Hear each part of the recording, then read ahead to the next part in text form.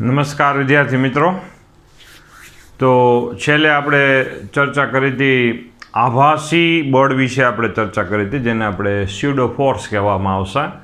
એ pseudo ફોર્સની આપણે ચર્ચા હતી। હવે આપણે એમસીક્યુ તરફ આપણે આગળ વધીએ છીએ। એક લેક્ચરમાં આપણે એમસીક્યુ ગણ્યા હતા, તો એમસીક્યુ માટે આપણે પહેલાં ચર્ચા કરીએ, પછી બીજી વાત આગળ વધારીશું।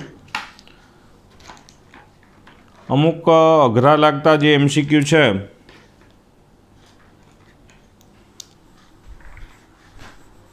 આપણે જે મટીરિયલના અઘરા લાગતા એમસીક્યુ છે તે આપણે અત્યારે રેન્ડમલી ગણાવીએ છીએ। એ સિવાય કોઈ ડાઉટ્સ હોય તો તમે વોટ્સઅપમાં જણાવી શકો। તો વેગમાન સંરક્ષણ ઉપર આધારિત આપણી પાસે 52 નંબરનો એમસીક્યુ છે। 1000 કિલોગ્રામ દળનો એક પદાર્થ 50 મીટર પર સેકન્ડના વેગથી સમક્ષિતિજ દિશામાં ગતિ કરી રહ્યો છે। એક પદાર્થનું દળ છે એ 1000 કિલોગ્રામ જેટલું છે અને એ પદાર્થ છે સમક્ષિતિજ દિશામાં ગતિ કરી રહ્યો છે અને તેના વેગનું મૂલ્ય આપને આપવામાં આવે છે v1 બરાબર 50 મીટર પર સેકન્ડ। આગળ જતાં આ પદાર્થ છે એમને જઈ રહ્યો છે, આગળ જતાં એ પદાર્થ ઉપર એક બીજો પદાર્થ મૂકી દેવામાં આવે, આમ જતો હોય ને મૂકી દો, એના જેવી વાત છે। સ્મોલ એમ દળ, અને એ દળનું મૂલ્ય 250 કિલોગ્રામ જેટલું છે। આ કેપિટલ એમ દળવાળા પદાર્થ પર 250 કિલોગ્રામ દળનો એક પદાર્થ છે એ આપણે મૂકી દેવામાં આવે તો એનો અંતિમ વેગ કેટલો થાય? ટૂંકમાં એક સાયકલવાળો ભાઈ જતો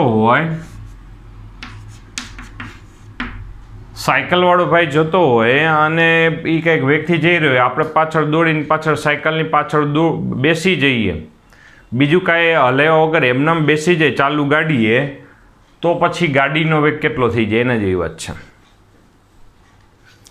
તો ભાઈ વેગમાન સંરક્ષણ પ્રમાણે ઘટના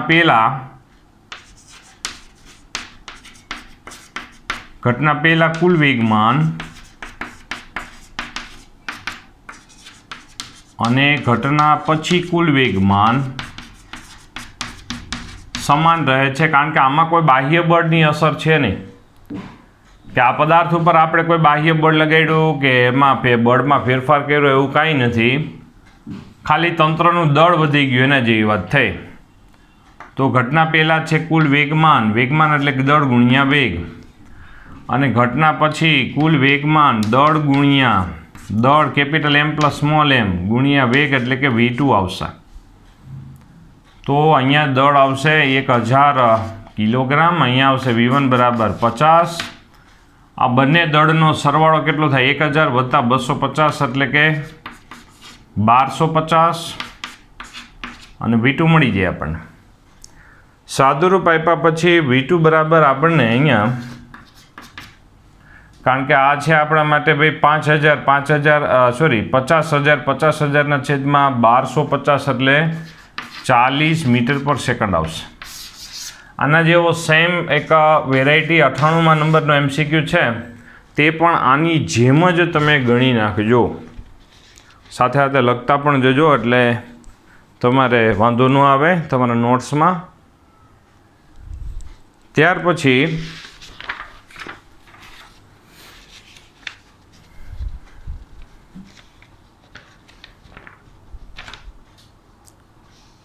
જોવો જોઈએ 68 નંબર છે। 68 નંબરમાં એક પદાર્થ 5 મીટર પર સેકન્ડના વેગથી ગતિ કરે છે, તેના વેગ સદિશ સાથે 60 અંશનો કોણે બળ લાગુ પડે છે। આમ જતો હોય એના ગતિની દિશાથી 60 અંશના ખૂણે એના ઉપર જો બળ લાગુ પડી જાય તો બળને કારણે બળનો આઘાત અને વેગમાનમાં થતા ફેરફાર બંને વચ્ચેનો ખૂણો આપણે શોધવાનો છે। તો આપણે એટલું અહીંયા કહી શકીએ એવું છે કે ભાઈ f બરાબર ડીપીના છેદમાં ડીટી, તો એફ ડીટી બરાબર ડીપી એટલે કે બળનો આઘાત કયો કે વેગમાનનો ફેરફાર કયો, બળનો આઘાત કયો, વેગમાનનો ફેરફાર બે એક જ થાય એટલે બે એક જ દિશામાં હોય. આ બંને એક જ દિશામાં હોય તો બંને વચ્ચે બનતો ખૂણો 0 પ્રાપ્ત થાય એટલે કે જવાબ 0 આવશે. 0 ડિગ્રી એટલે બે વેગમાનનો ફેરફાર ને બળનો આઘાત બે એક જ કહેવાય, જેથી છે બંને વચ્ચે બનતો ખૂણો એક જ કહેવામાં આવશે. ત્યાર પછી જો 71 નંબરનો આપણી પાસે MCQ છે.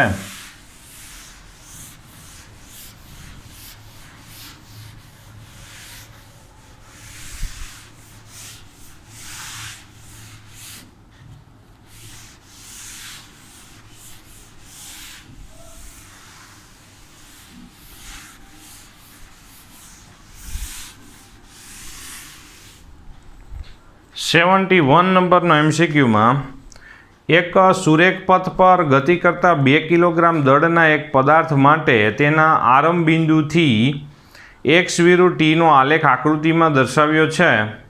તો 6 સેકન્ડના સૂક્ષ્મ સમયગાળા માટે બળનો આપણે આઘાત શોધી દેવાનો છે. તો આપણી પાસે એક આલેખ છે અહીંયા. તો આ થઈ ગયો x વિરુદ્ધ tનો આલેખ, અને x વિરુદ્ધ જે tનો આલેખ છે આવી રીતનો કંઈક આલેખ આપવામાં આવે છે, અને 6 સેકન્ડ પાસે મહત્તમ એટલે કે સ્થાનનું મૂલ્ય મહત્તમ છે, અને જે છે આપણા પાસે 20. ટૂંકમાં આલેખ છે 4 થી 6 સેકન્ડ દરમિયાનનો કંઈક આવી રીતનો આલેખ છે, અને 6 થી 10 સેકન્ડ માટેનો કંઈક આવી રીતનો આલેખ છે. અહીંયા છે આ બધા બિંદુઓનું નામ પાડી દઈએ, O A B આવી રીતે બિંદુઓનું નામ પાડી દઈએ. તો આપણે 6 સેકન્ડના સૂક્ષ્મ સમયગાળે 6 સેકન્ડના સૂક્ષ્મ સમયગાળે આપણે શું શોધી દેવાનો છે? બળનો આઘાત. બળનો આઘાત એટલે વેગમાનનો ફેરફાર. બળનો આઘાત એટલે વેગમાનનો ફેરફાર થાય. બળનો આઘાત એટલે થયું વેગમાન નો ફેરફાર. વેગમાન એટલે કે ભાઈ અંતિમ વેગમાન માઇનસ પ્રારંભિક વેગમાન. હવે આ ઘટનામાં પદાર્થનું દળ ન બદલાતું હોય, કારણ કે 2 કિલોગ્રામ દળવાળો પદાર્થ છે, એનું સ્થાન બદલે છે ને એવી સ્ટોરી છે, બરાબર? એટલે દળ ન બદલાય એનું.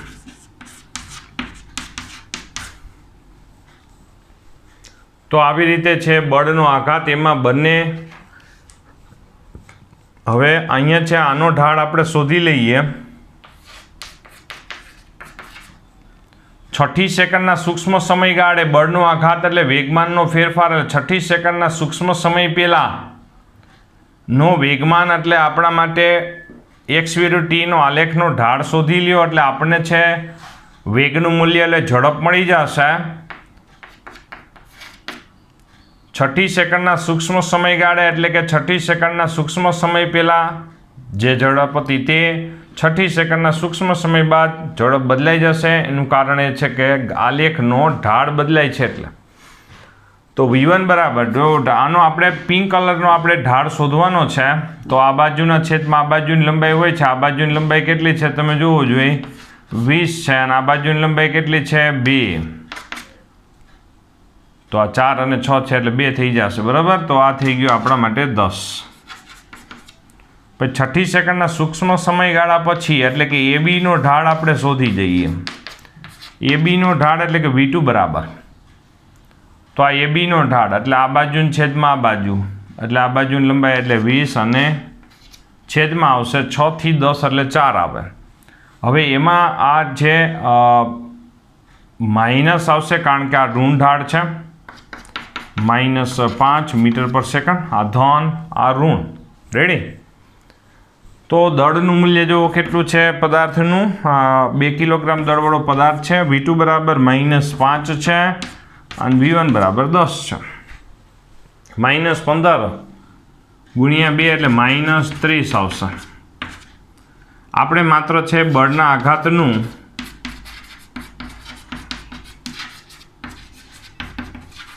મૂલ્ય જો વિચાર કરવું હોય તો 30 ન્યૂટન ઇન્ટુ સેકન્ડ આવશે. માઇનસ નિશાની એ તો આપણા માટે શું થાય કે આ જો ફેરફાર છે એની વિરુદ્ધ દિશામાં એમ એવો દર્શાવવા માટે માઇનસ હોય છે. અહીંયા બધા મૂલ્ય જ શોધવાના હતા એટલા માટે આપણે અહીંયા 30ને આપણે પસંદ કરીએ છીએ. 71 નંબરનો MCQ. ત્યાર પછી આવી જ રીતે એક આલેખ છે બધા અને તેમાં એક 79 નંબરનો આલેખ છે. 79 નંબરનો જે આલેખ છે તેમાં જો આપણે વાત કરીએ તો 79 નંબરમાં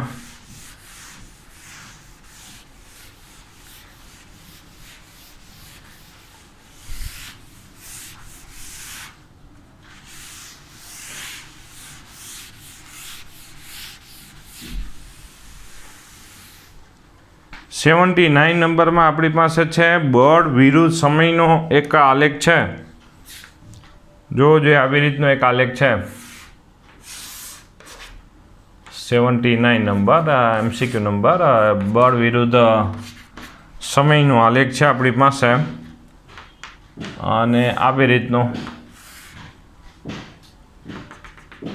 અહીંયા 2 છે, અહીંયા આપણી પાસે 6 છે અને અહીંયા આપણી પાસે 10.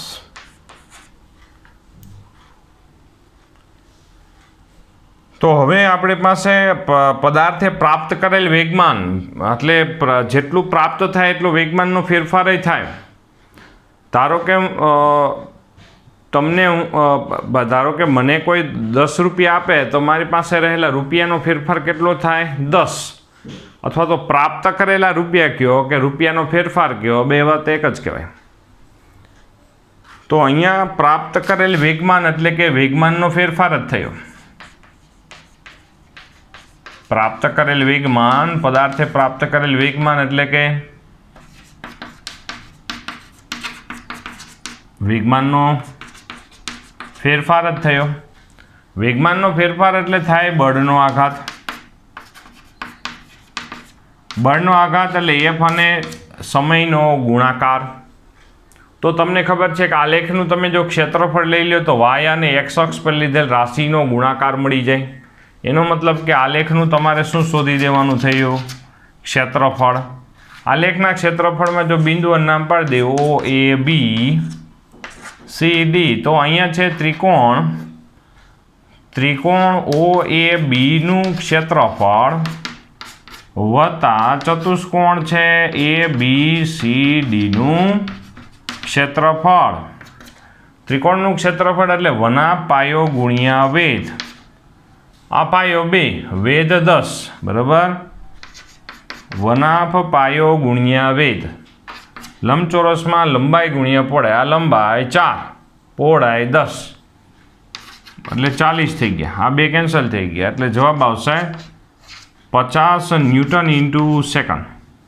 આ બળનો આઘાત જ છે.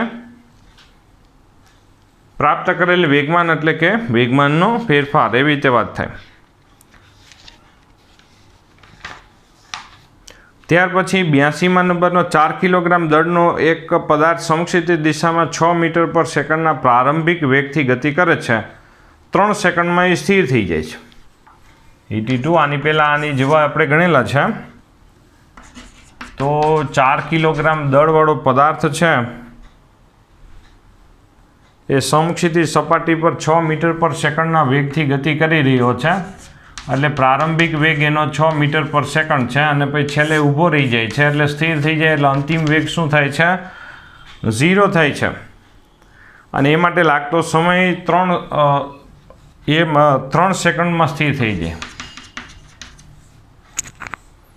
જો વ્યક્તિ આ સપાટી પર 6 મીટર પર સેકન્ડના વેગથી ગતિ ચાલુ રાખવા માંગતો હોય તો કેટલું બળની જરૂર પડે? તો એનો મતલબ કે આ ગતિ છે, આ ગતિ પદાર્થ છે ગતિ કરતો સ્થિર થઈ ગયો. તો એનો મતલબ એવો થયો કે ભાઈ આ જે પદાર્થ છે એના ઉપર અવરોધક બળ લાગ્યું હશે અને એ અવરોધક બળ જેટલું જ આપણે બાહ્ય બળ લગાડી દઈએ, અવરોધક બળ ગતિની વિરુદ્ધ દિશામાં, ગતિની દિશામાં આપણે એટલું જ બાહ્ય બળ લગાડી દઈએ તો પદાર્થની ગતિ જળવાઈ રહેશે. ટૂંકમાં આપણે અવરોધક બળ અહીંયા શોધવાનું થાય છે. અવરોધક બળ F ઇઝ ઇક્વલ ટુ દળ ગુણ્યા પ્રવેગ. પ્રવેગ એટલે કે વેગનો ફેરફાર અને એ માટે લાગતો સમય.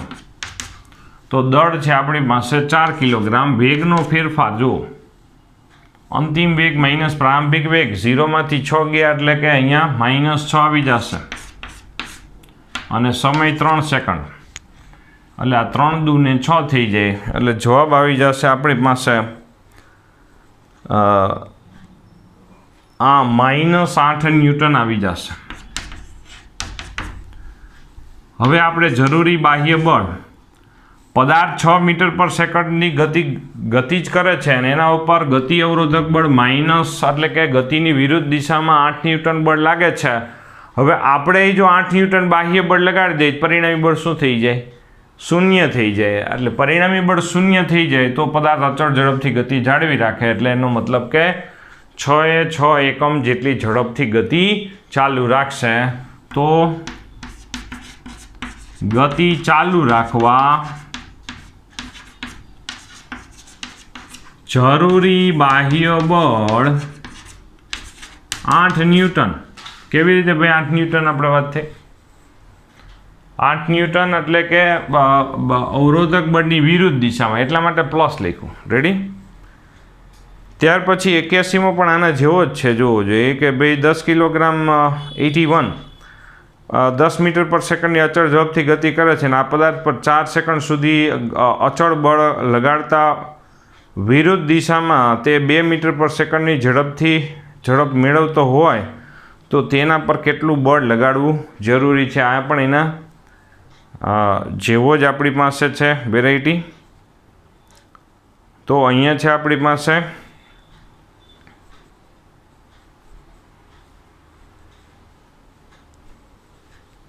એક્યાસીમાં એક નવી વસ્તુ શું હતી તમે ધ્યાન જોયું હોય તો, એક પદાર્થ છે 10ની ઝડપે જતો હતો અને પછી એના ઉપર બળ લાગ્યું ને તો શું થયું? એ વિરુદ્ધ દિશામાં 2ની ઝડપે જવા માંડ્યો. ગમે તે એક વેગને આપણે શું લેવું પડે? માઇનસ લેવું પડે. ગતિની વિરુદ્ધ દિશા થઈ ગઈ એટલા માટે. અને આપણે શોધવાનું છે અત્યારે બે જે બળ લાગુ પાડ્યું છે તે F બરાબર એમ એ વેગનો ફેરફારને માટે લાગતો સમય.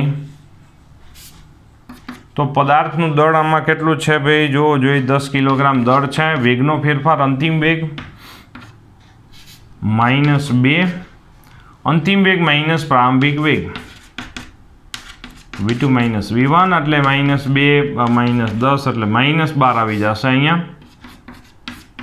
અને એ માટે લાગતો સમય કેટલો છે? 4 એટલે જવાબ આવી જશે -30 ન્યૂટન. આ છે અવરોધક બળ આપણને પ્રાપ્ત થશે 81માં. 81માં જો થોડુંક જુદું આ હતું. ત્યાર પછી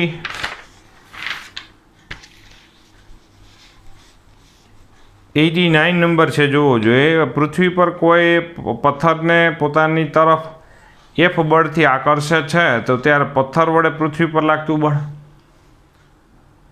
પૃથ્વી એક પથ્થરને F જેટલા બળથી આકર્ષે છે તો પથ્થર વડે પૃથ્વી પર લાગતું ગુરુત્વાકર્ષણ બળ કેટલું હોય? એટલા જ મૂલ્યનું, પણ એનાથી વિરુદ્ધ દિશામાં. એટલે જવાબ આવશે -F. આપણે જવાબ લખવાનો થાય. ત્યાર પછી આપણે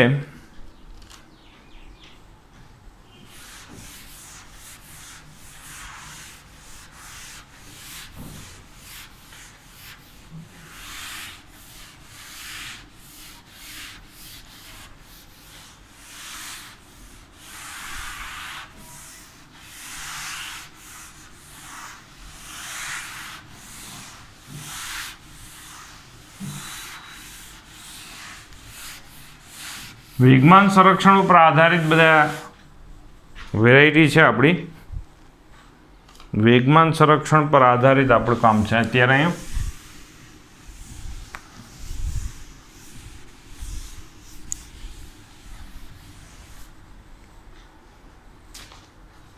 તો જોવો જોઈએ, અહીંયા છે વેગમાન સંરક્ષણ પર આધારિત વાતમાં 92 નંબર, સ્થિર પડેલો એક રાસાયણિક બોમ્બ વિસ્ફોટ થતાં બે સમાન ટુકડામાં વિભાજિત થાય છે તો બંને ટુકડાઓની ગતિની દિશા વચ્ચે બનતો ખૂણો. એક આ સ્થિર બોમ્બ છે, સ્થિર હોય એટલે એનો પ્રારંભિક વેગમાન 0 થાય અને પછી બે ટુકડા થાય. આ આપણે વાતે કરી હતી આને પહેલાં. બે ટુકડા થશે તો હવે જે બે ટુકડા થશે બેયને કંઈક વેગમાન પ્રાપ્ત થશે. બીજું, આ રાસાયણિક બોમ્બ ફૂટે છે તો તેમાં ફૂટ્યા પહેલાં અને ફૂટ્યા પછી બેમાંથી એકેય ઘટનામાં આપણે કોઈ બાહ્ય બળ લગાડવા જતા નથી. એ એના રાસાયણિક ઉર્જાના ભોગે એ ફૂટી રહ્યો છે, એટલે બંધન ઉર્જાના ભોગે આ બધી કામ થઈ રહ્યું છે. તો અત્યારે આ બંને, આ પ્રારંભિક વેગમાન આપણું હતું અને અંતિમ પરિસ્થિતિમાં વેગમાન, બંને ટુકડાને P1 અને P2 જેટલું વેગમાન પ્રાપ્ત થયું હશે. પ્રારંભિક ને અંતિમ બંને વેગમાન કેવા હોય? સમાન હોય. તો અહીંયા આપણે 0 લખી શકાય, કારણ કે અંતિમ કુલ વેગમાન એ પણ 0 પ્રાપ્ત થાય. પ્રારંભિક કુલ વેગમાન જો 0 હોય તો અંતિમ કુલ વેગમાન પણ 0 થાય. તો P2 ને આ બાજુ લઈ જાઓ તો અહીંયા છે P2 વેક્ટર બરાબર -P1 વેક્ટર. એનો મતલબ એવો થયો P2 અને P1 બે પરસ્પર વિરુદ્ધ દિશામાં અને સમાન મૂલ્યના છે. એનો મતલબ એવો.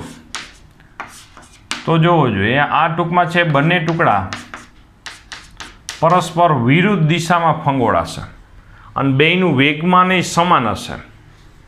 બંનેનું વેગમાન સમાન વેગમાનથી પરસ્પર વિરુદ્ધ દિશામાં ફંગોળાશે એમ આપણે કહી શકાય. વેગમાન સંરક્ષણ ઉપર આધારિત. ત્યાર પછી આપણી પાસે એક 96 નંબર છે.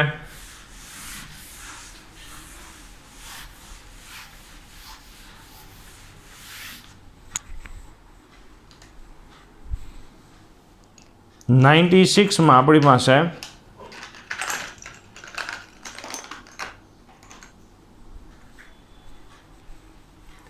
આમાં એક સ્થિર બોમ્બ ફૂટી રહ્યો છે. આ ભાઈ ધારો કે સ્થિર બોમ્બ છે તો એનું પ્રારંભિક વેગમાન 0 થાય અને આ સ્થિર બોમ્બ છે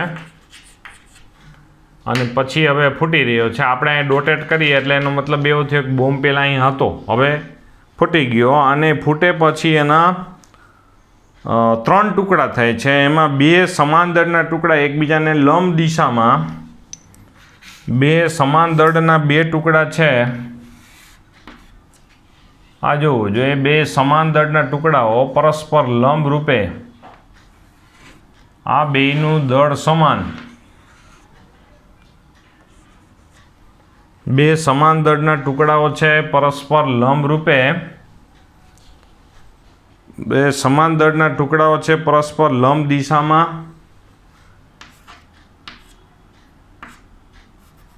15 મીટર પર સેકન્ડના વેગથી 15 મીટર પર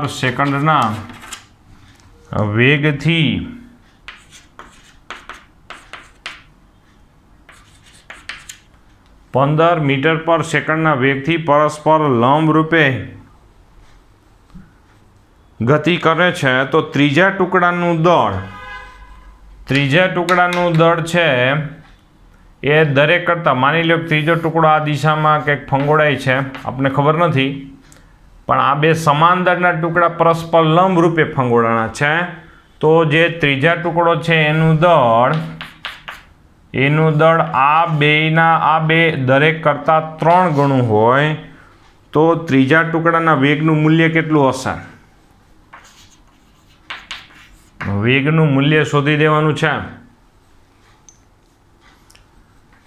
તો હવે એના માટે આપણે આને ધારો કે ઉગમ બિંદુ લઈ લઈએ. બોમ્બ જ્યાં પહેલાં હતો એ પોઝિશનને ઉગમ બિંદુ વિચાર કરી લઈએ.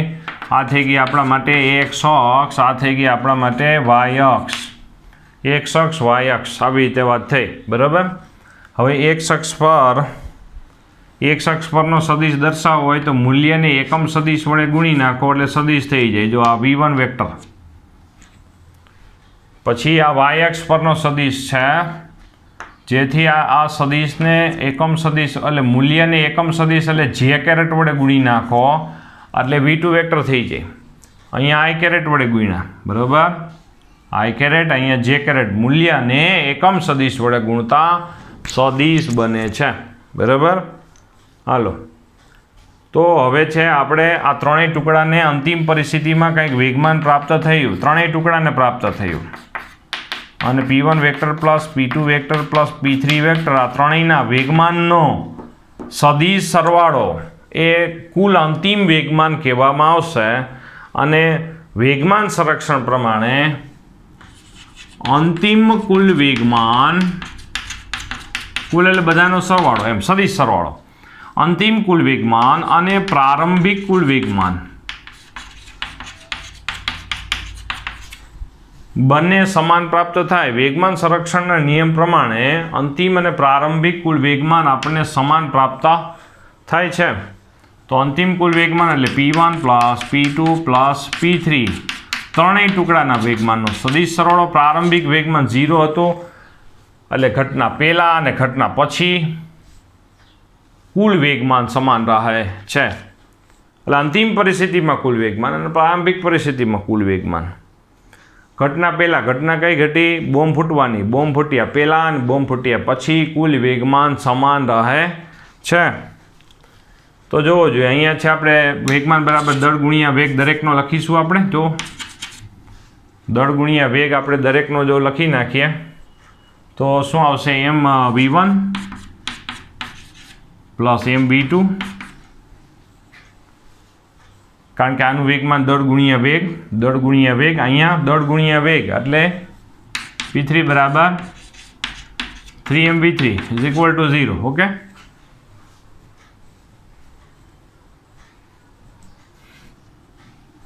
તો હવે આ બેને આ બાજુ લઈ જાઓ તો શું આવશે? 3mv3 vector is equal to, અને આ બાજુ લઈ જાઓ માઇનસ mv1 માઇનસ mv2. હા, m કોમન નીકળીને ઉડી જશે બે બાજુ. તો 3v3 is equal to minus v1 minus v2. v1 બરાબર આપણી પાસે છે માઇનસ 15 આઈ કેરેટ માઇનસ 15 જે કેરેટ. 3 નીચે લઈ જાઓ એટલે કે v3 બરાબર માઇનસ 5 આઈ કેરેટ માઇનસ 5 જે કેરેટ. આ સદિશ સ્વરૂપે મેળવ્યું. જો મૂલ્ય શોધવું હોય તો શું આવશે? અંડર રૂટમાં એક્સયામનો વર્ગ માઇનસ પ્લસ વાયયામનો વર્ગ. તો અહીંયા છે આ 25 25 એટલે 2 વાર 25 થયા એટલે 50, બરાબર. 50નું વર્ગમૂળ એટલે 2 ગુણ્યા 25 એટલે 5√2 લખી શકાય. આ થઈ ગયું. હાલો, ત્રીજા ટુકડા જે દરેક ટુકડા કરતાં 3 ગણા દળવાળો હતો એ ત્રીજો ટુકડો 5√2 મીટર પર સેકન્ડની ઝડપથી ફંગોળાશે એમ આપણે કહી શકાય. એના જેવો જ 113 નંબર છે એ ગણી નાખજો. અને જેવો જ 96 જેવો જ એક્ઝેક્ટ 113 નંબર છે મારા ખ્યાલ પ્રમાણે થઈ જવો જોઈએ. આમ જ ગણવાનું છે.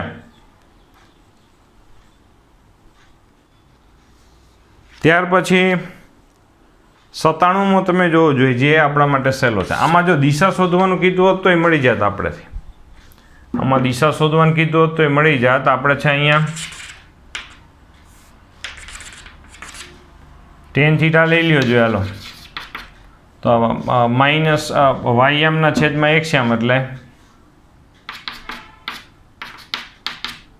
એક આવે એટલે થીટા બરાબર 45 એટલે 45 એટલે કે અહીંયા ખૂણો મળી જાય કે ભાઈ ઋણ x અક્ષ સાથે 45ના ખૂણે 45ના ખૂણે છે આ ટુકડો 5√2 મીટર પર સેકન્ડના વેગથી ફંગોળાશે એમ આપણે કહી શકાય. તો આવી રીતે દિશા શોધવાનું કીધું હોત તો આવી રીતે મળી શકે, પણ આમાં મૂલ્ય જ શોધવાનું હતું એટલે આપણે ટેન્શન ન લીધું, બરાબર. 97 એક સ્થિર બોમ્બ વિસ્ફોટ થતાં 3 ટુકડામાં વિભાજિત થાય છે. 2 ટુકડાઓનો વેગમાન 4 આઈ કેરેટ અને 3 જે કેરેટ એકમ હોય તો ત્રીજા ટુકડાનું વેગમાનનું મૂલ્ય કેટલું થાય? બે ટુકડાના વેગમાનનું મૂલ્ય જ આપી દીધું. એક ટુકડો છે એ 3i કેરેટના વેગમાનથી ફંગોળાઈ ગયો, બીજો ટુકડો છે એ 4j કેરેટ ભાઈ વેગમાનથી ફંગોળાઈ ગયો. તો ત્રીજા ટુકડાનું વેગમાન કેટલું થાય? ત્રીજા ટુકડાનું વેગમાન કેટલું થાય? પાછું આને આ વસ્તુ વિચાર કરો. P1 plus P2 plus P3 is equal to 0 એટલે P3 is equal to minus P1 minus P2 એટલે અહીંયા આવશે minus 3i caret minus 2j caret. અહીંયા છે ભાઈ P3નું મૂલ્ય અંડર રૂટમાં એક્સયામનો વર્ગ માઇનસ વાયયામનો વર્ગ એટલે આ જવાબ છે પ્લસ આવશે.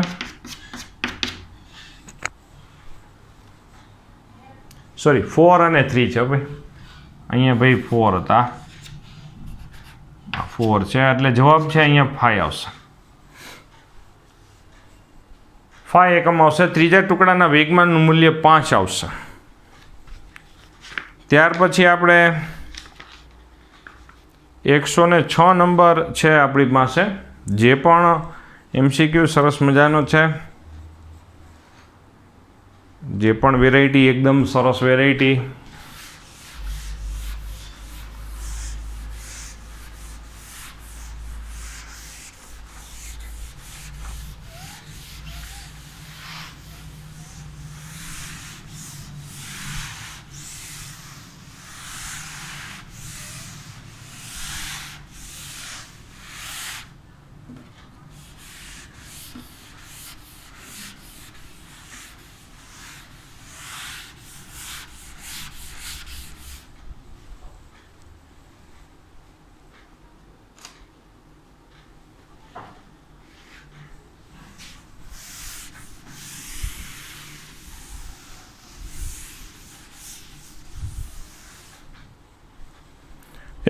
એક 106 નંબરનો MCQ. એક મશીન ગન પ્રત્યેક સેકન્ડમાં 20 ગોળીઓનો ટાર્ગેટ તરફ છોડે છે. એક મશીન ગન છે સતત જે આમ ગોળીઓ છોડતું હોય એ દર સેકન્ડે 20 ગોળી છોડે છે. બહુ મશીન ગન સારું હોય છે હકીકતમાં. દરેક ગોળીનું દળ 150 ગ્રામ જેટલું અને એની ઝડપ જ્યારે રાઇફલમાંથી છૂટે છે ત્યારે 800 મીટર પર સેકન્ડની હોય તો ગનને યોગ્ય સ્થિતિમાં પકડી રાખવા માટે કેટલું બળ જોઈએ? અથવા તો ગન સામાન્ય રીતે આપણે છે એક ઉદાહરણ જ આપી દે જેથી આપણે, ધારો કે આપણે છે ગન પકડી હોય તો ગન સામાન્ય રીતે જે આ મોટી ગન પકડી હોય તે મોટી ગન સામાન્ય રીતે સૈનિક એના ખભા ઉપર ટેકવતો હોય, આવી રીતે ખભા ઉપર ટેકવે એટલે જે સામે છે ગોળીને જે વેગમાન પ્રાપ્ત થશે સામે એટલું જ રાઇફલને વેગમાન પ્રાપ્ત થશે અને એ બધું ખભા ઉપર આવશે અને એ માટે આપણે છે સામે બળે લગાડવું પડે. તો હવે જુઓ જોઈએ આપણે માટે ભાઈ ગન છે, જો એમ વિચાર કરીએ આ થઈ ગઈ ગન, આ ગોળી, તંત્રમાં રાઇફલ અને ગોળી એમ વિચાર કરી લે. બરાબર, પ્રારંભિક સ્થિતિમાં ગોળી અને રાઇફલ બેયનું વેગમાન, રાઇફલ એ સ્થિર છે તો રાઇફલનું વેગમાન PR બરાબર 0 અને ગોળી એટલે જેને બુલેટ કહેવાય, બુલેટને B વડે દર્શાવીએ. બરાબર, તો બુલેટનું વેગમાન એ 0 છે, જેથી પ્રારંભિક કુલ વેગમાન શું આવશે? પ્રારંભિક કુલ વેગમાન 0 પ્રાપ્ત થાય. પ્રારંભિક કુલ વેગમાન 0 પ્રાપ્ત થશે.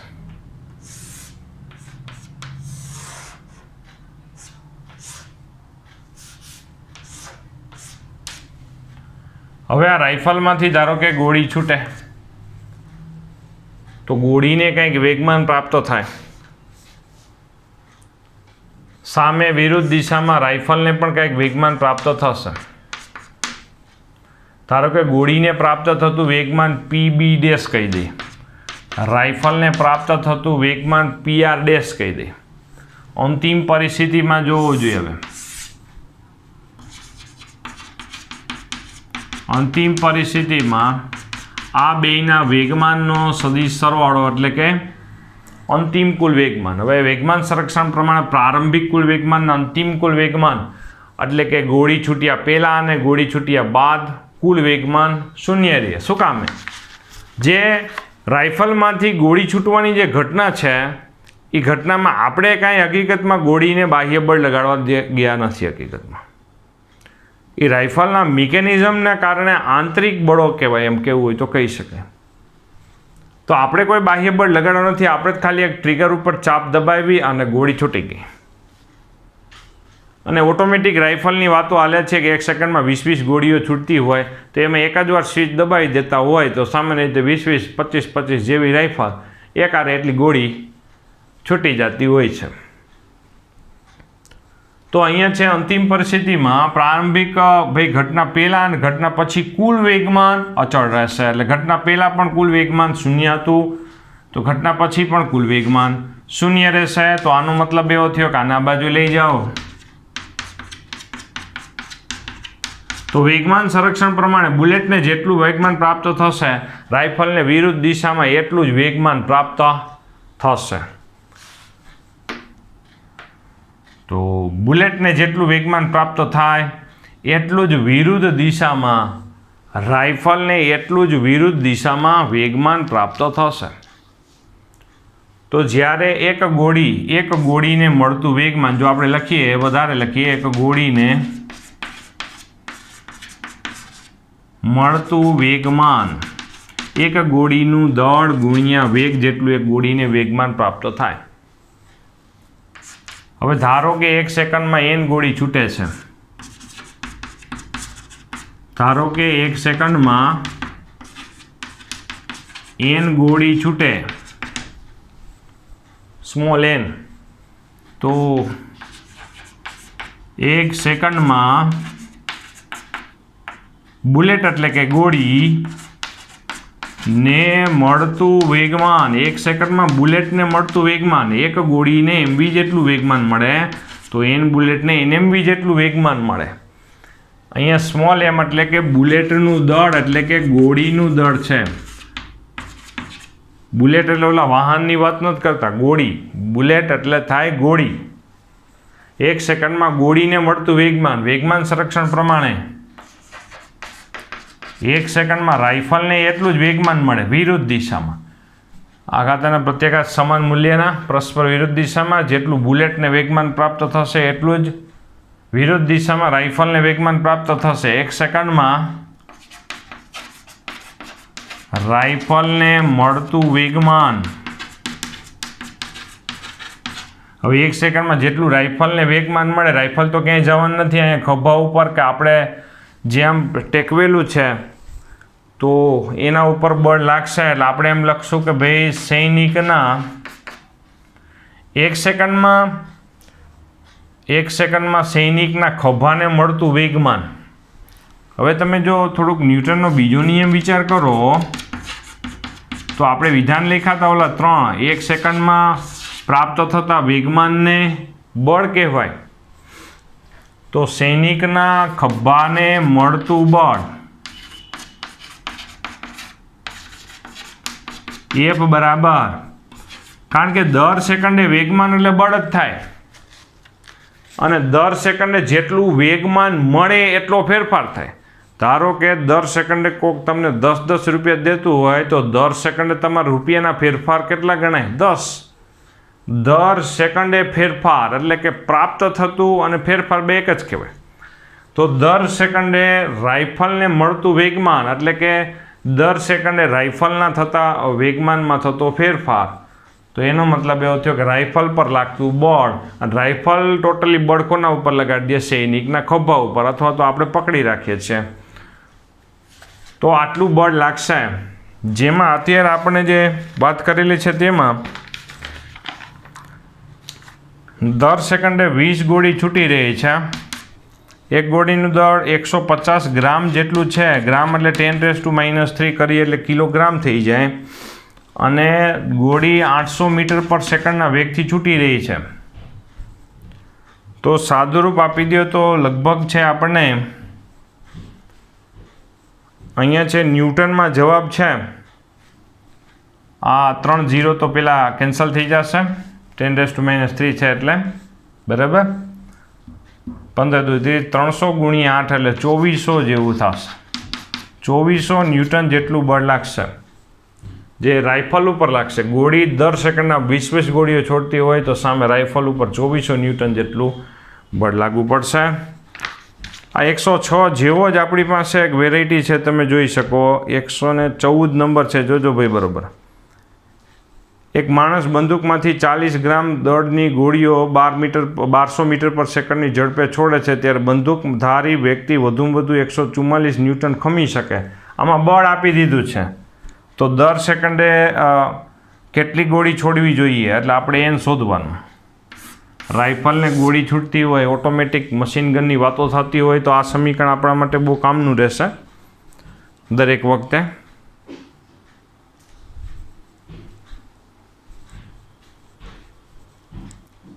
તો અહીંયા છે આપણે માટે 115 નંબરનો MCQ. એક કણના બે જુદી જુદી નિર્દેશ ફ્રેમો S1 અને S2ના પ્રવેગના મૂલ્યો 4 મીટર પર સેકન્ડ સ્ક્વેર છે. બે નિર્દેશ ફ્રેમ અલગ અલગ છે અને બંને નિર્દેશ ફ્રેમના પ્રવેગના મૂલ્યો 4 મીટર પર સેકન્ડ સ્ક્વેર છે. આ 106 જેવો જ 114 હતો, જે ગણી નાખજો, એની જેમ જ ભૂલાઈ ન જાય. હવે આપણે 115ની વાતો કરી છે. આ 115 નંબર. S1 અને S2 બે નિર્દેશ ફ્રેમ છે, 4 મીટર પર સેકન્ડના સમાન પ્રવેગથી જાય છે. શક્યતાઓ જોડવાની છે. એમાં પહેલી વસ્તુ S1 અને S2 અને S2 એમાં મેચ કેમાં થશે? એકબીજાની સાપેક્ષે સ્થિર એટલે કે Q. શું કામ એકબીજાની સાપેક્ષે ક્યારે સ્થિર હોય? કે જો એ બે સમાન પ્રવેગથી એક જ દિશામાં જતી હોય, આનો વેગ v1 ને આનો વેગ v2, બે સમાન પ્રવેગ હોય એટલે એનો મતલબ કે બેમાં એક જ સરખો વેગ વધતો જતો હોય તો બે સાથે સાથે આમ ચાલી જાય. બેયનો વેગ સમાન હોય તો સાપેક્ષ વેગ જોવો જોઈએ. સાપેક્ષ વેગમાં બાદબાકી થાય એટલે એનો જવાબ 0 આવે, એટલે આપણે Q લખી શકાય. ત્યાર પછી બીમાં આપણે એમ કીધું છે કે S1 સામે જોવો જોઈએ, સામે આપણે S2ની સાપેક્ષે અચળ વેગથી ગતિ કરે. S2ની સાપેક્ષે અચળ વેગથી ગતિ કરી શકે કે નહીં એમ. તો એ પણ થઈ શકે કે ક્યારે, કે જ્યારે આમ 90 અંશના ખૂણે જતા હોય આવી રીતે, ત્યારે આ બે છે અત્યારે અહીંયા છે, થોડી વાર પછી આ અહીંયા હોય, આ અહીંયા હોય, તો આ વચ્ચે અંતર ધારો કે x છે, પછી આ બે વચ્ચેનું અંતર ધારો કે x2 છે, તો આ બે વચ્ચે અંતર છે ને એક સરખું વધતું જશે. એટલા માટે આપણે એમ બોલી શકાય કે બે એકબીજાની સાપેક્ષે અચળ વેગથી ગતિ કરી શકે. આ શક્યતાઓ બતાવવાની છે. શક્યતાઓ, આવું પ્રોબેબિલિટી એટલે કે સંભાવના ઘટી શકે કે નહીં. બીજું S2 S1ની સાપેક્ષે 8 મીટર પર સેકન્ડ સ્ક્વેરના પ્રવેગથી ગતિ કરી શકે. આની સાથે આ મેચ કરવાનું. શું કામે? કે શક્યતા આપણે બતાવવાની. બે જો પરસ્પર વિરુદ્ધ દિશામાં S1 અને S2 બે ધારો કે વિરુદ્ધ દિશામાં આવતા હોય, I4ની પ્રવેગથી I4ના પ્રવેગથી બે વિરુદ્ધ દિશામાં આવતા હોય, સામસામે આવતા હોય, તો પરિણામી પ્રવેગ કેટલો થઈ જાય? 4 4, તો ટોટલ કેટલો થઈ જાય? 8 થઈ જશે. જોવો જોઈએ, વિરુદ્ધ દિશામાં આવતા હોય એટલે બેયનો સરવાળો થઈ જાય. બરાબર. તો અહીંયા છે આપણે વિચાર 115 સુધી વિચાર કરેલો છે. આ સિવાય કોઈ હોય તો તમે જણાવી દેજો. બરાબર. પછી આનાથી 115 પછી અઘરા લાગતા જે MCQ હશે એ આપણે પાછા ગણાવશું. સાથે સાથે બધા તમે ગણતા જ જજો એટલે વાંધો ન આવે.